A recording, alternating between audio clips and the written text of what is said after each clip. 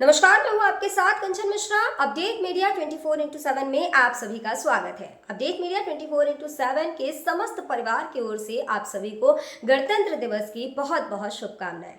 यह दिन हमारे देश की स्वतंत्रता, समानता और भाईचारे का प्रतीक है। 26 जनवरी 1950 को हमारा संविधान लागू हुआ था, जिसने हमें लोकतंत्र में अपने अधिकारों और कर्तव्यों का बोध कराया। हमें गर्व है कि हमारे संविधान ने हर नागरिक को समानता, स्वतंत्रता और न्याय का अधिकार दिया है। यह दिन भारत के संविधान लागू होने की याद में मनाया जाता है। भारत का संविधान 26 जनवरी 1950 को लागू हुआ था। इस दिन दिल्ली के राजपथ पर परेड और झांकियां निकाली जाती हैं। भारत के राष्ट्रपति तिरंगा फहराते हैं और 21 तोपों की सलामी दी जाती है। आओ झुककर सलाम करें उन्हें जिनके हिस्से में ये मुकाम आता है। खुशनसीब होता है वो खून जो देश के काम आता है। ना पूछो जमाने से कि क्या हमारी कहानी है, हमारी पहचान तो बस इतनी है कि हम सब हिंदुस्तानी हैं। ना जियो धर्म के नाम पर, ना मरो धर्म के नाम पर, इंसानियत ही है धर्म वतन का, बस जियो वतन के नाम पर। एक बार फिर से आप सभी को अपडेट मीडिया 24x7 के समस्त परिवार की ओर से गणतंत्र दिवस की बहुत। भारत का गणतंत्र दिवस 26 जनवरी को क्यों मनाया जाता है? जैसा कि आप जानते हैं कि गणतंत्र दिवस हमारा राष्ट्रीय पर्व है जो 26 जनवरी को मनाया जाता है। हर साल गणतंत्र दिवस के दिन भव्य परेड का योजना बनाया जाता है जो इंडिया गेट से राष्ट्रपति भवन तक होता है। इस परेड के दौरान थल सेना, वायुसेना और नौसेना के जवान शामिल होते हैं। इस परेड के दौरान तीन सेनाओं के प्रमुख राष्ट्रपति को सलामी देते हैं। यही नहीं, इस दिन तीन सेनाएं आधुनिक हथियारों का प्रदर्शन भी करती हैं जो राष्ट्रीय शक्ति का प्रतीक है। लेकिन आप जानते हैं कि गणतंत्र दिवस 26 जनवरी को ही क्यों मनाया जाता है? दरअसल 1950 ईस्वी में मुझे भारत सरकार अधिनियम को हटाकर भारत का संविधान लागू किया गया था। संविधान को लागू करने के लिए 26 जनवरी का दिन इसलिए चुना गया क्योंकि साल 1929 में दिसंबर में लाहौर में भारतीय राष्ट्रीय कांग्रेस का अधिवेशन पंडित जवाहरलाल नेहरू की अध्यक्षता में हुआ था। इस अधिवेशन में प्रस्ताव पारित कर इस बात की घोषणा की गई कि यदि अंग्रेज सरकार द्वारा 26 जनवरी 1930 तक भारत को स्वतंत्र देश का दर्जा नहीं दिया गया तो भारत को पूर्ण रूप से स्वतंत्र देश घोषित कर दिया जाएगा। जब अंग्रेज सरकार ने कुछ नहीं किया तब कांग्रेस ने 26 जनवरी 1930 को भारत को पूर्ण स्वराज घोषित कर दिया। 26 जनवरी 1950 के दिन सुबह 10:18 पर भारत एक गणतंत्र बना। इसके 6 मिनट बाद 10:24 पे राजेंद्र प्रसाद ने भारत के पहले राष्ट्रपति के रूप में शपथ ली। इस दिन पहली बार बतौर राष्ट्रपति डॉक्टर राजेंद्र प्रसाद बग्घी पर बैठकर राष्ट्रपति भवन से निकले थे। इस दिन पहली बार भारतीय सैन्य बल की सलामी ली। पहली बार उन्हें गॉर्ड ऑफ स्वामित्व दिया गया था। गणतंत्र दिवस के दिन भारत में राष्ट्रीय अवकाश भी घोषित किया जाता है। यह हमारे देश के लिए बेहद ही खास पर्व है। साथ ही यह हमारे लिए बेहद ही गर्व का विषय है कि हमारे राष्ट्र को एक गणराज्य के रूप में स्थापित हुए 76 वर्ष पूरे हो चुके हैं। देश की संप्रभुता और एकीकरण को दर्शाने वाला यह त्योहार हर भारतीय के मन में देशभक्ति की भावना का संचार करता है। 26 जनवरी 1950 21 तोपों की सलामी के साथ तिरंगा फहराते हुए राष्ट्रपति डॉक्टर राजेंद्र प्रसाद ने स्वतंत्र भारत का स्वनिर्मित संविधान लागू किया। भारत के नए युग की शुरुआत के साक्षी देशवासियों सहित सी गोपालाचारी, जवाहरलाल नेहरू, सरदार पटेल जैसे गणमान्य बने। मात्र 3 साल पहले आजादी की सुबह देखने वाले देश ने अपना संविधान बनाकर विश्व को अपनी संप्रभुता का परिचय दिया। हालांकि ये डगर इतनी आसान नहीं थी। इतिहास के पन्नों को टटोले तो मालूम होता है कि स्वराज के साथ ही अपने संविधान, हक और हुकूम की लड़ाई बेहद चुनौती भरी थी। दरअसल अंग्रेजों की गुलामी से त्रस्त देशवासियों को प्रथम विश्व युद्ध के दौरान एक सुनहरा अवसर हाथ लगा जब ब्रिटेन की ओर से मदद की गुहार लगाई गई। भारतीयों ने सहर्ष प्रस्ताव स्वीकार किया और वर्ल्ड वॉर में ब्रिटेन के साथ खड़े नजर आए। यह उद्देश्य के साथ कि उन्हें आगे चलकर अंग्रेजों की हुकूमत से आजादी मिल जाएगी। लेकिन एक बार फिर अंग्रेज अपनी बात से पलटते नजर आए और आजादी के बदले लेकर आए भारत सरकार अधिनियम 1919। इस अधिनियम का असर ये रहा कि देश के कुछ बड़े प्रांत में दोहरी शासन प्रणाली व्यवस्था लागू हुई।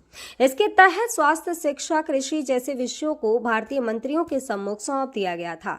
वहीं दूसरी तरफ से सैन्य, रक्षा और विदेशी मसले जैसे अहम मुद्दे वायसराय के अधिकार क्षेत्र में रहे। इसके अनुरूप भारतीयों को यह आश्वासन दिया गया कि इस अधिनियम से पड़ने वाले प्रभावों का विषय में भविष्य में आकलन किया जाएगा। अंग्रेजों के इसी कदम ने जमीन तैयार की साइमन कमीशन की। जो साल 1928 में भारत की धरती पर दाखिल हुआ।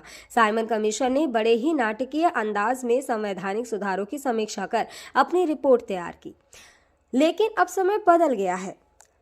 अब देशवासी अंग्रेजों के बहकावे में नहीं आने वाले थे, क्योंकि स्वराज के साथ साथ अपने संविधान की मांग भी धीरे धीरे देशवासियों के मन में परवान चढ़ने लगी थी।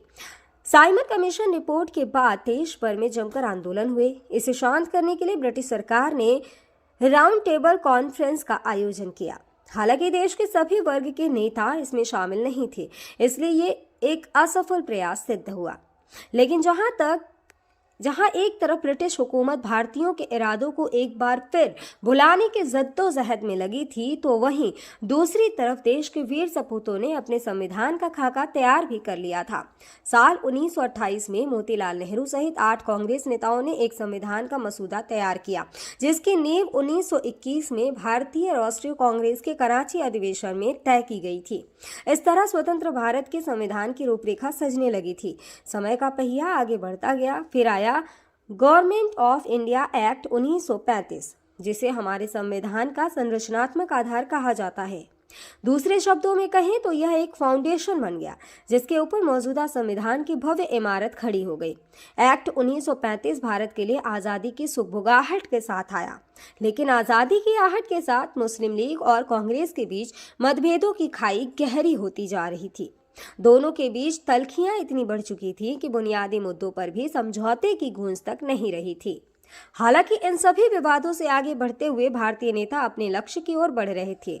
दूसरे विश्व युद्ध के दौरान 1945 में सभी पार्टियों की सहमति से संविधान का प्रारूप तैयार कर लिया गया था, जिसे सार्वभौमिक वयस्क फ्रेंचाइजी स्वतंत्रता और समानता के साथ अल्पसंख्यकों के अधिकारों की रक्षा का विशेष ध्यान रखा गया था। इसके साथ ही भारत छोड़ो आंदोलन और आजाद हिंद फौज की निर्भीकता ने अंग्रेजों ने भारत में अनंत काल तक राज करने का सपना चूर चूर कर दिया था। जैसे जैसे भारतीय राष्ट्रीय आंदोलन जोर पकड़ता गया, ब्रिटिश हुकूमत पर संविधान निर्माण के लिए संविधान सभा के गठन का दबाव भी बढ़ता गया।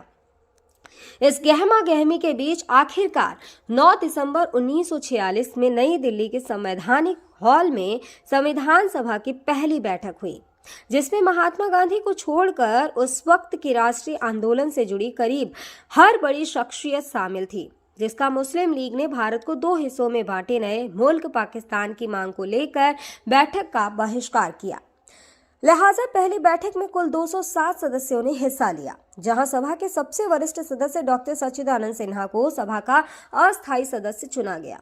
हालांकि 2 दिन बाद 11 दिसंबर को डॉक्टर राजेंद्र प्रसाद सभा के अध्यक्ष निर्वाचित हुए और डॉक्टर एच.सी. मुखर्जी और वी.टी. कृष्णमाचारी को सभा का उपाध्यक्ष बनाया गया।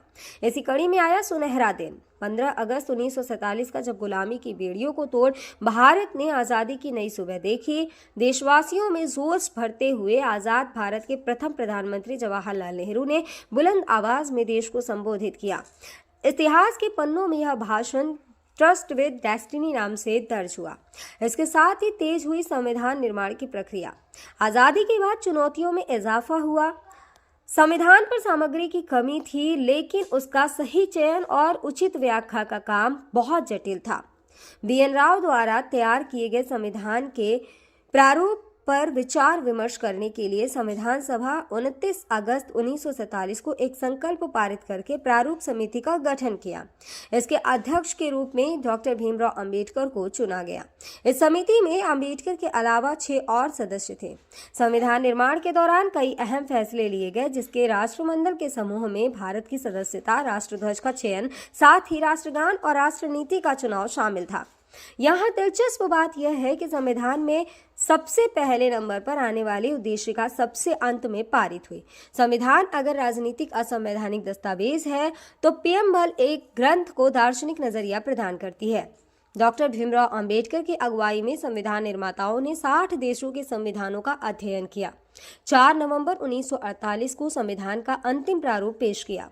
संविधान तैयार करने के बाद मुश्किल खड़ी हुई कि इसे सुंदर अक्षरों में पिरोकर कैसे संजोया जाए। इस उधेड़-बुन के बीच प्रेम बिहारी नारायण रायजादा का नाम सामने आया, जो कि अपने दौर के सबसे विख्यात कैलीग्राफर थे। उसके बाद भारत का संविधान प्रेम बिहारी नारायण रायजादा सुलेख फॉन्ट में लिखा गया।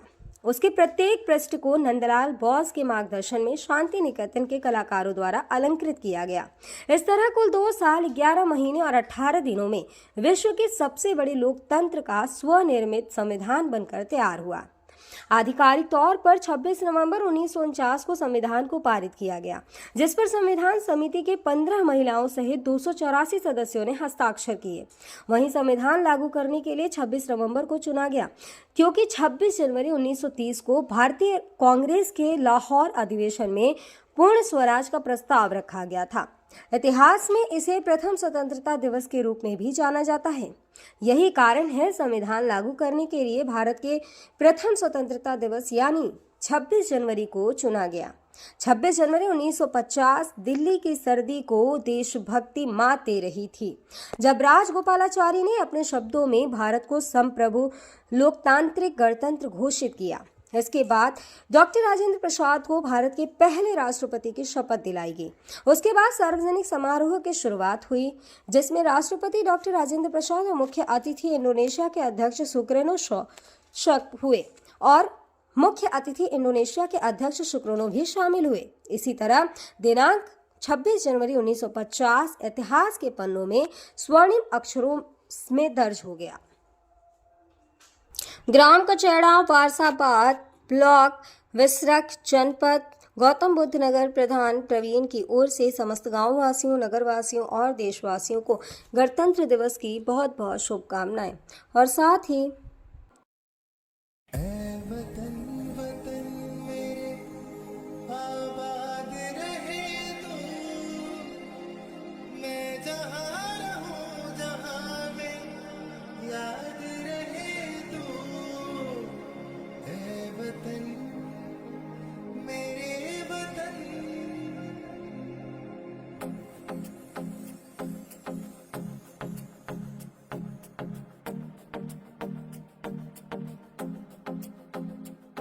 मेरा रंग दे,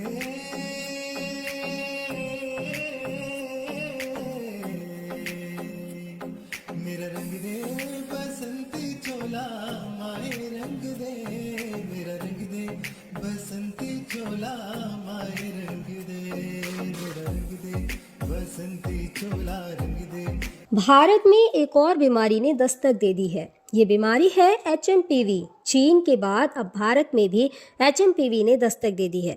भारत में HMPV के 2 केसेस मिले हैं, जिसके बाद लोगों के मन में डर और सवाल पैदा हो गए हैं। सवाल ये कि HMPV वायरस क्या है, HMPV वायरस के लक्षण क्या है, HMPV वायरस से कैसे करें बचाव, और क्या HMPV कोई नया वायरस है? अगर आपके मन में भी ये सवाल है तो यहाँ आपको हर सवाल के जवाब मिल जाएंगे। चीन में ह्यूमन मेटान्यूमो वायरस की वजह से वायरल बुखार श्वसन संक्रमण के बड़े मामले सामने आ रहे हैं। कर्नाटक में 2 मामले सामने आए हैं, जिनमें बेंगलुरु में भी 8 महीने की बच्ची में इस वायरस के संक्रमण का मामला सामने आया है। अब सवाल ये है कि आखिर HMPV क्या है? HMPV यानी ह्यूमन मेटान्यूमो वायरस एक श्वसन वायरस है जो फ्लू जैसे लक्षण पैदा करता है। अब निचले और ऊपरी श्वसन संक्रमण जैसे सर्दी का कारण बनता है। यह एक मौसमी बीमारी है जो आमतौर पर सर्दियों और शुरुआती वसंत में होती है, जो RSV यानी रेस्पिरेटरी सिंसिटियल वायरस और फ्लू के समान होते हैं। इससे बचाव के लिए HMPV आमतौर पर बच्चों में ही डिटेक्ट होता है। सभी फ्लू सैंपल में से 0.7 फेज में HMPV होते हैं। इसके लक्षण है कि HMPV वायरस को ह्यूमन मेटान्यूमो वायरस या ह्यूमो वायरस कहते हैं, जिसके लक्षण काफ़ी हद तक सामान्य सर्दी जुकाम के समान होते हैं। सामान्य मामलों में यह खांसी या गले में घरघराहट, नाक बहने या गले में खराश का कारण बनता है। छोटे बच्चों या बुजुर्गों में HMPV का संक्रमण गंभीर हो सकता है। कमज़ोर ह्यूमन सिस्टम वाले लोगों में भी ये वायरस गंभीर बीमारी का कारण बन सकता है। कहा जा रहा है कि इस वायरस से संक्रमित मरीजों में सांस लेने में दिक्कत और फ्लू जैसे लक्षण दिखाई दे रहे हैं। इसके इलाज के लिए ज़रूरी है कि इसमें सबसे ज़रूरी होता है कि अगर आपको HMPV के होने का संदेह होता है या इस तरह के कोई लक्षण आपको नज़र आते हैं तो बिना डॉक्टर की सलाह के कोई भी एंटीवायरल दवाओं का इस्तेमाल ना करें। सांस की बीमारी से जुड़े एक्सपर्ट ने लोगों को मानव मेटान्यूमो वायरस से लड़ने के लिए एंटीवायरल दवाओं का आंख बंद कर उपयोग न करने की सलाह दी है। ऐसे में सावधानी बरतें और बिना डॉक्टर की सलाह के कोई भी दवा न लें। फिलहाल इसका कोई टीका अब तक नहीं है। इसके लक्षण जैसा हम पहले ही बता चुके हैं कि सर्दी जुकाम होते हैं। 2023 में England, Britain, Finland, Australia, Canada, America और चीन में एचएमपीवी का पता चला था।